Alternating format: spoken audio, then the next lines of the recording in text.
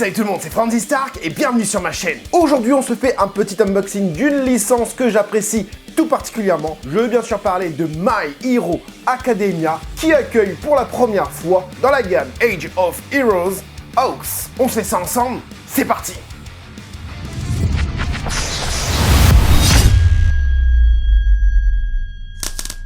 C'est beau aujourd'hui, dis donc. Elle mesure environ 17 cm, elle est sortie en février 2021. La boîte, elle est comme as.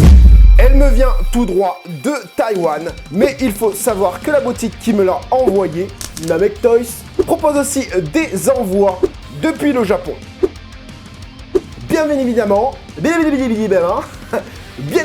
la boutique propose que des produits officiels. Je tiens à préciser, c'est très important. Cette figurine coûte environ 29,99 €, mais sachez qu'avec mon code promo qui s'affiche, vous aurez 5% de remise sur votre commande. Ce qui est bon à savoir, c'est que le prix affiché comprend les frais de port et que vous n'aurez pas de surprise de douane quand la figurine arrivera chez vous. Petite info supplémentaire, vous savez d'ores et déjà que j'aime travailler avec Namek Toys. La boutique a donc voulu officialiser cela en y ajoutant ma bannière et un lien vers ma chaîne directement depuis son site. Et ça, c'est cool. Je vous invite donc à vous abonner pour avoir plus de contenu Namek Toys sur ma chaîne.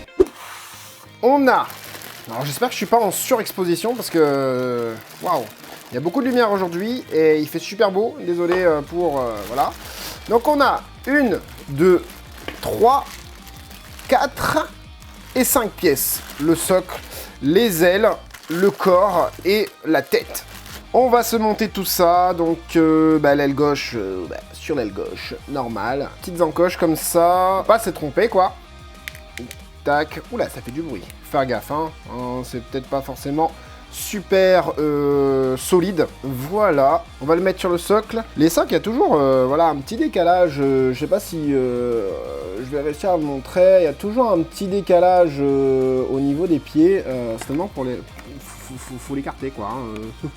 Donc voilà, vous avez le personnage monté sur son socle, donc plutôt sympathique. Une fois monté, on va tout de suite partir dans la dissection pure de la figurine.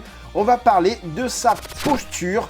Et bien au niveau de la pose du personnage, on a un personnage plutôt posé en mode tranquillou. Hein, qui en train de, je sais pas, il est dans la rue en train de parler à un poteau, je sais pas, en mode tranquille, hein, poser les mains dans les poches, voilà, la petite mèche relevée, les petites plumes aussi relevées, donner un petit côté dynamique parce que la figurine n'est pas du tout dynamique, il est posé du coup sur sa jambe droite, avec un petit regard en mode un peu niais, un peu je m'en bats les steaks. Pour faire poli. Non, franchement, une petite pause bien sympa pour le personnage, surtout pour le prix de la figurine. Je trouve ça, ils sont pas foutus de notre tête, quoi. Voilà. Au niveau du coup du sculpte du personnage, et là, je vais regarder un petit peu ce qui se passe en profondeur, du coup. Alors, au niveau du sculpte, c'est sympa. Alors, je suis pas fan à la base de la gamme Age of Heroes. Je trouve qu'il y a beaucoup de choses à revoir un petit peu sur cette gamme, notamment le sculpte et les couleurs. C'est vraiment dommage, pardon, je suis en train de perdre ma voix en même temps. C'est parce que ça, j'arrête pas de crier pendant mes vidéos, c'est pour ça. On a un sculpte plutôt simpliste, mais qui fait le travail. C'est-à-dire qu'on a un sculpte qui représente plutôt bien, le truc est parti en mode flou, désolé. Le sculpte représente plutôt bien le personnage, c'est pas pâté, le shape pâté, c'est pas non plus hyper bien travaillé, hyper bien sculpté. Mais franchement, de toute façon vous le voyez hein, à la caméra, c'est plutôt sympa. Au niveau des pieds, du coup, je vais commencer toujours par les pieds. Moi, c'est comme ça que je fais. Donc, au niveau des pitous, les bottes sont plutôt bien réalisées. Voilà, on a des plis simplistes, cohérents, mais simplistes. Ils sont pas trop embêtés au niveau des plis. Au niveau des jointures sur le pantalon, ça c'est pas une jointure, du coup ça c'est une couture. Je vais prendre mes baguettes. Donc voilà, ici la petite couture juste là, plutôt bien faite. Les plis sont encore une fois simplistes. Le pantalon est un peu ample, du coup on ressent un petit peu ce côté ample mode un peu baggy, hein, voilà, il porte vachement bas hein, son pantalon.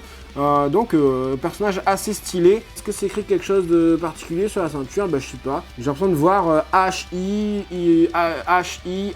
je sais pas, voilà. Ensuite on a du coup le haut qui est bien fait aussi. Donc ici c'est pas imprimé, c'est en relief, donc c'est sculpté, hein, voilà, vous entendez. Voilà, ça aussi c'est bien fait, les petites moumoutes là, enfin c'est bien fait, c'est plutôt bien fait. Voilà, la veste stylée, hein, ce que je disais, un côté un peu ample, un côté cintré au niveau du haut et un peu ample au niveau du bas. Pareil, les boutons sur sa veste, sympa aussi. Le petit col relevé comme ça, voilà, sympa aussi. Au niveau du visage, ben voilà, hein, c'est un visage comme je vous ai dit tout à l'heure. C'est un visage qui représente bien le personnage. Je trouve qu'il est quand même bien sculpté. À part peut-être les cheveux qui font un peu pâté justement. Ça c'est un peu dommage au niveau des mèches en fait, au niveau du bout des mèches. Ces écouteurs sont bien réalisés, hein, voilà. Je vous montre des deux côtés. Non, c'est bien réalisé ces petits écouteurs, voilà. On sent, et c'est pour ça que je l'ai mis à la fin, on sent que le travail a surtout été fait au niveau des ailes. Au niveau du sculpte des ailes, c'est vraiment bien fait. On sent l'effet de plume, le plumage, franchement, parce qu'on a franchement, voilà, regardez, par exemple, je vais prendre cette plume là. On a une plume assez longue, bien proportionnée, avec un effet de dégradé au niveau des plumes, si je puis dire. Dégradé pas de couleur, hein, dégradé comme les cheveux, vous savez. Donc au niveau des plumes, on sent que voilà, on a une plume de plus en plus longue à force de descendre en fait, et ça c'est vraiment sympa. Et en plus de ça, ils ont voulu mettre de la texture sur cette plume, sur ces plumes, et vraiment sympa le truc. Même l'intérieur est plutôt bien travaillé, on sent la différence de plumes. Ils auraient pu faire quelque chose de moins bien.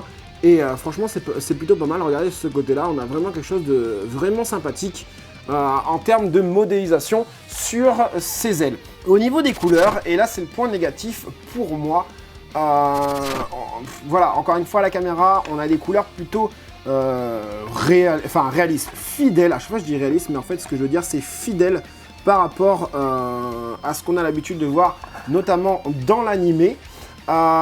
Mais j'aurais voulu avoir un côté un peu plus sombre du personnage, un côté, enfin je sais pas, la palette de couleurs pour moi n'est pas très bien choisie. Ça fait un peu plastique, notamment sur les ailes. On aurait peut-être aimé avoir quelque chose de plus travaillé au niveau des couleurs. Je suis désolé, ma caméra est en train de partir en couille. Donc voilà, je suis désolé, mais au niveau de mes lumières, on a le soleil qui décide de faire son apparition, disparition, apparition, disparition. Donc voilà, mais faites-moi confiance. Donc au niveau des ailes, faites-moi confiance sur les couleurs que je vais vous dire. Au niveau des ailes, on a un espèce de rouge un peu palo. On n'a pas du tout de dégradé au niveau des ailes. Par contre, on a du dégradé au niveau de la veste et du pantalon. Par exemple, ici, vous voyez, c'est un peu plus foncé. Quant à ici, c'est un peu plus clair. À l'arrière de la figurine, zéro dégradé. Voilà, la couleur de base, c'est ça. Un espèce de beige clair, pas beau. Donc à ça, ils viennent mettre du coup les ombrages, les couleurs un peu plus foncées pour donner cet effet de dégradé. Alors ici, je sais pas ce que c'est. J'ai un problème de... Je sais pas si c'est de la colle, je sais pas si c'est voulu sur la figurine. Étant donné que moi, le personnage de Hawks, je ne le connais pas encore très bien. J'ai vu la fin de la saison 4 de My Hero Academia, mais par contre, je sais pas si son t-shirt c'est exactement comme ça.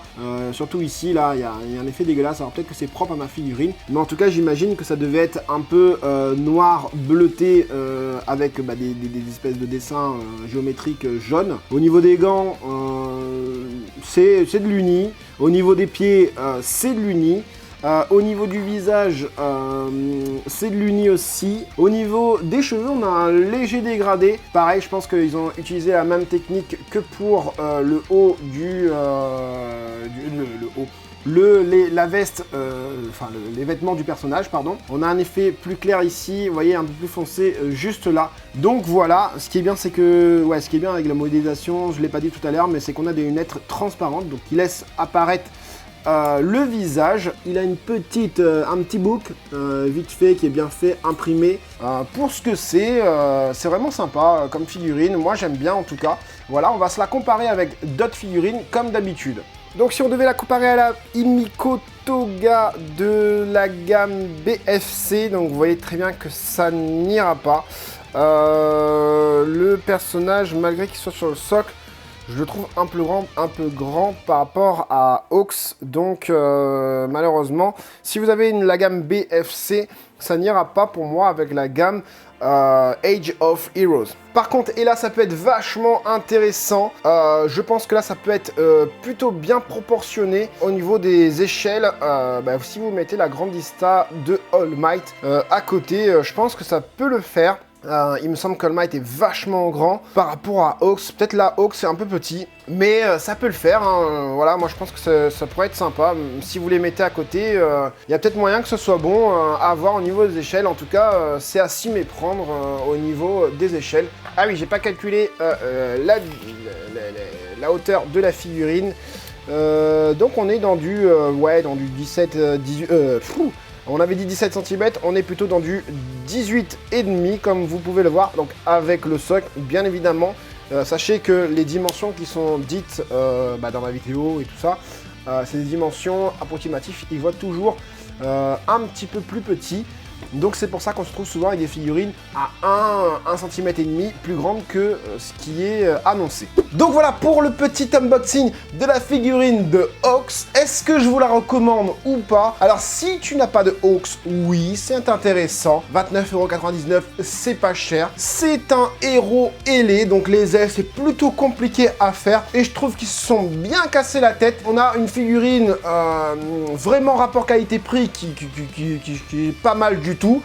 C'est sûr, ce n'est pas la réalisation d'une Ichiban Kuji, d'une Master Lies et tout ce que vous voulez, mais à ce prix-là, ça mérite de s'y pencher. Comme d'habitude, je vous afficherai les photos de la figurine sur mon Instagram. Si vous n'avez pas mon Instagram, ça s'affiche juste là, donc on a Twitter et Instagram. N'hésitez pas aussi à poser votre like, vous savez, le gros like, voilà. Je vous invite aussi à faire un petit tour sur la chaîne, je ne fais jamais ça, hein, de Geeko World. Il a fait aussi un petit partenariat avec Namek Toys. Vous allez voir, il y a une Goku, Migate no Gokui Kizashi en mode Grandista Nero. Allez voir, posez votre like, mettez un petit com, dites-lui que vous venez de ma part.